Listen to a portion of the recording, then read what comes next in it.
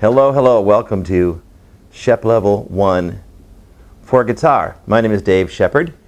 That's right, the ShepLevel system was actually named after me because I developed it, invented it, and named it after myself. Okay, the first thing we're going to do is learn the beginning of the book. The book starts off with some music theory. And the music theory in this book is very, very simple, and it's very, very basic. It's so simple that no one teaches it. It's theory that's never spoken, never taught, never shared, because it's so simple that no one thinks they have to say it. And therein lies the problem. People don't learn the basics, and then they get confused later on. So it's important you completely master all the concepts that I'm going to teach you today. You may think you already know them, but you're deluding yourself. But I will help you with that. We're going to learn about sharps, flats, whole steps, half steps, and the names of notes. And that's it. In the book, it's 3 pages. Shouldn't be hard to learn. First of all, let's talk about notes. Notes have names. They're named after the first 7 letters of the alphabet. There's a note called A, B, C, D, E, F, and G. Sometimes we call this the musical alphabet because it keeps repeating and repeating and repeating. A, B, C, D, E, F, G, A, B, C, D, E, F, G, A, B, C, D, E, F, G, over and over. Since there are 7 letter names, every 8th note you come to will be the same letter name again.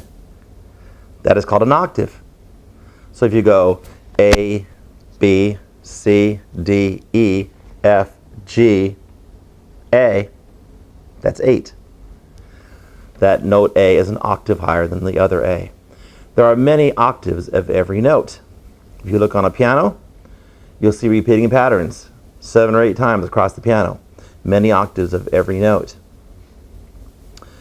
Now there's another name that is often added to notes. The name sharp or the name flat. All 7 letter names can be made sharp.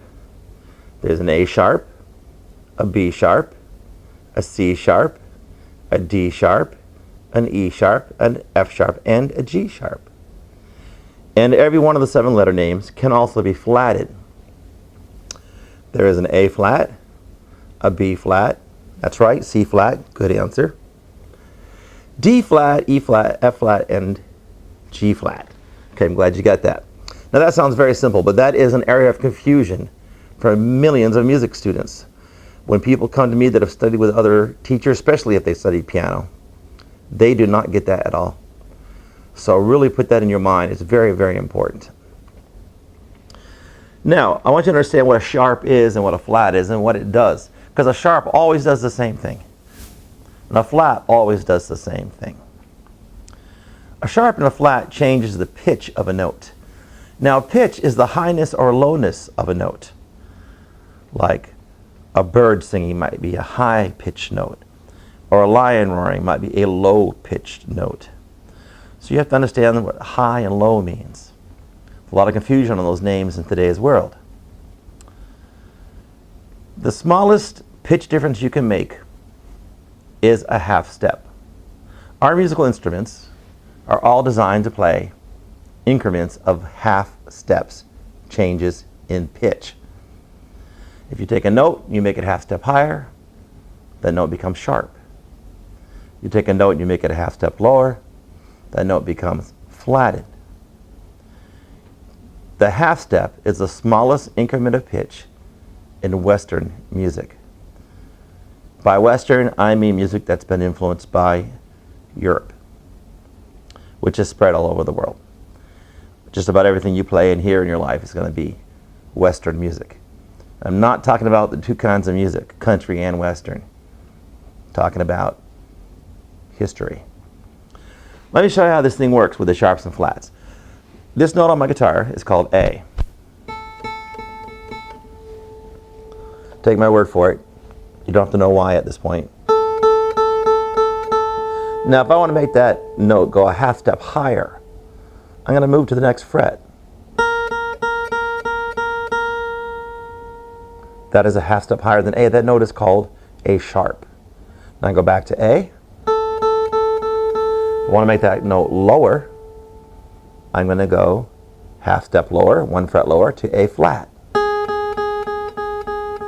This note is called A flat. Here's A in the 5th fret. Here's A sharp in the 6th fret.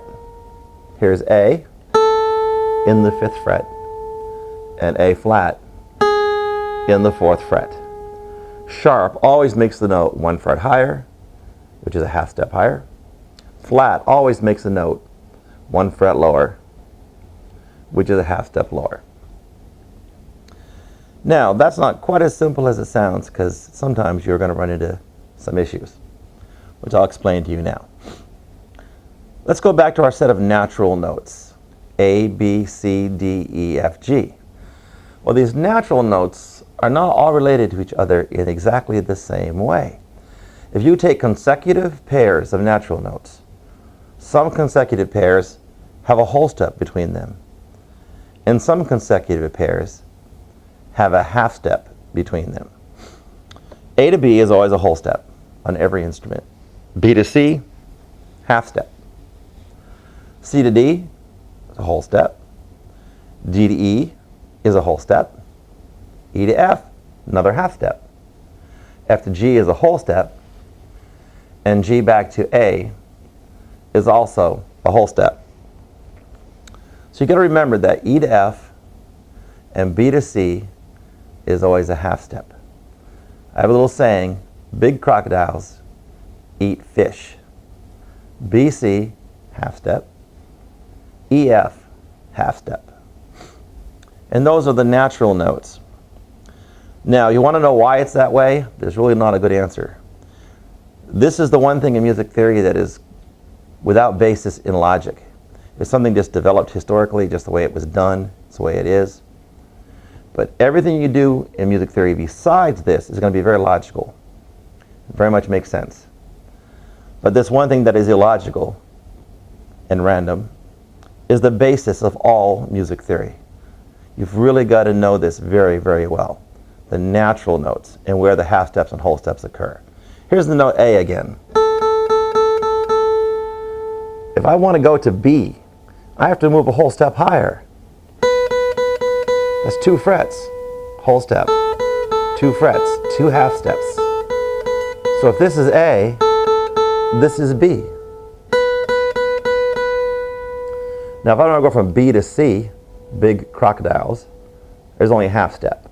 So C is the very next fret. B, C, B, C, 1 half step. If I'm on C and I want to go to D, well, that's a whole step, 2 frets. So this is my D. Now I'm in the 10th fret. I'm on D, I want to go to E. D to E is a whole step. E is on the 12th fret. E to F, big crocodiles eat fish. E to F is only a half step. So F is in the very next fret. There's F. F to G is a whole step. 2 frets. G to A is also a whole step. And that's how that works. That is the most important information you'll ever learn about music, at least theoretically. All right, now let's look where some people run into some problems with these whole steps and half steps, especially when they're using sharps and flats. This note is A, once again, string 1, fret 5. This note is B, string 1, fret 7. Back to A. Now let's go to A sharp. A sharp is right here in the 6th fret. Now let's go to B. Now let's go to B flat. B flat is right here in the 6th fret. Let's go to A. Now A sharp. A sharp is in the 6th fret. Let's go to B.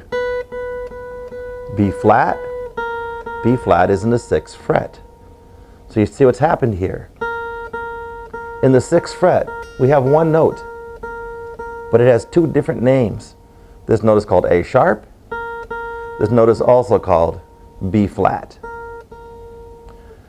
So that's an in-between note. It's in between A and B. It's called A sharp, and it's called B flat. Now here where it gets a little more confusing for people. Here's B. A half step higher is C. Big crocodiles. B, C, B, C. Here's the B. Let's go to B sharp. B sharp is 1 fret higher. Now let's play C. C is the same note. This note has two names. It's called C. It's also called B sharp. Let's go back to B for a minute. Now let's go to C. Now let's play C flat. You guessed it, I hope. C flat and B are the same note. This note has two names. It's called B and it's called C flat. Now if you understand that principle, you can find the names of every note. One thing to always keep in mind, most notes have two names.